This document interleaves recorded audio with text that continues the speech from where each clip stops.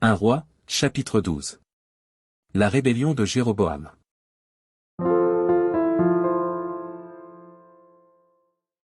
Roboam se rendit à Sichem, car tout Israël était venu à Sichem pour le faire roi.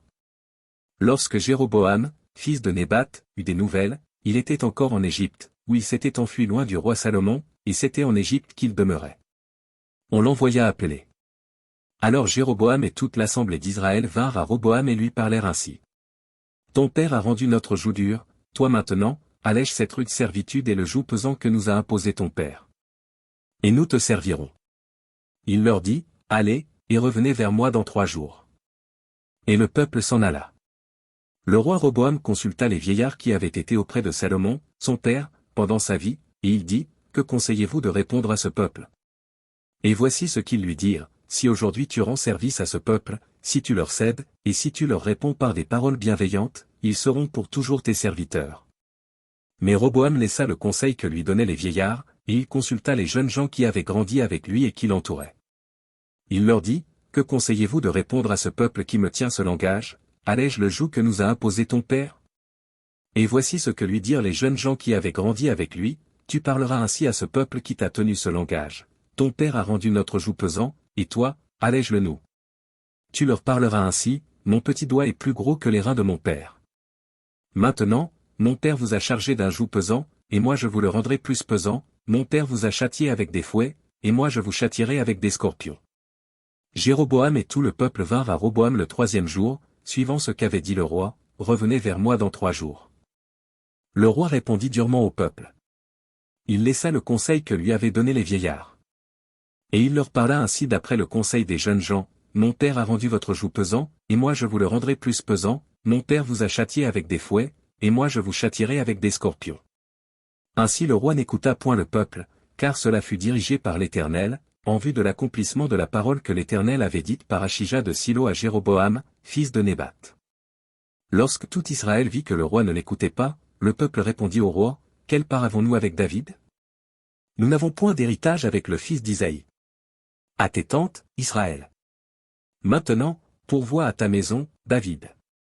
Et Israël s'en alla dans ses tentes. Les enfants d'Israël qui habitaient les villes de Juda furent les seuls sur qui régna Roboam.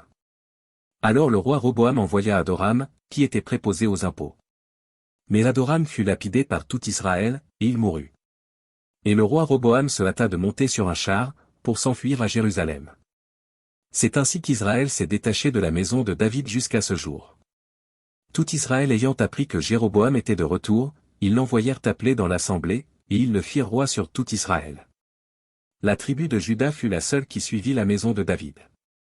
Roboam, arrivé à Jérusalem, rassembla toute la maison de Juda et la tribu de Benjamin, 180 000 hommes d'élite propres à la guerre, pour qu'ils combattissent contre la maison d'Israël afin de la ramener sous la domination de Roboam, fils de Salomon. Mais la parole de Dieu fut ainsi adressée à Skemaéja, homme de Dieu. Parle à Roboam, fils de Salomon, roi de Juda, et à toute la maison de Juda et de Benjamin, et au reste du peuple. Et dis-leur, ainsi parle l'Éternel, ne montez point, et ne faites pas la guerre à vos frères, les enfants d'Israël.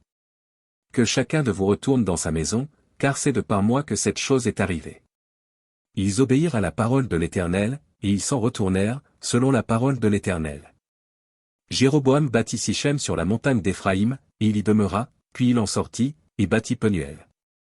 Jéroboam dit en son cœur, le royaume pourrait bien maintenant retourner à la maison de David.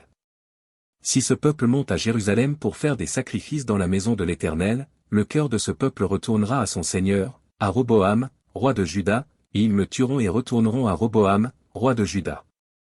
Après s'être consulté, le roi fit 2 veaux d'or, et il dit au peuple, assez longtemps vous êtes montés à Jérusalem, Israël. Voici ton Dieu, qui t'a fait sortir du pays d'Égypte. Il plaça l'un de ses veaux à Béthel, et il mit l'autre à Dan. Ce fut là une occasion de pécher. Le peuple alla devant l'un des veaux jusqu'à Dan. Jéroboam fit une maison de haut lieu, et il créa des sacrificateurs pris parmi tout le peuple et n'appartenant point aux fils de Lévi.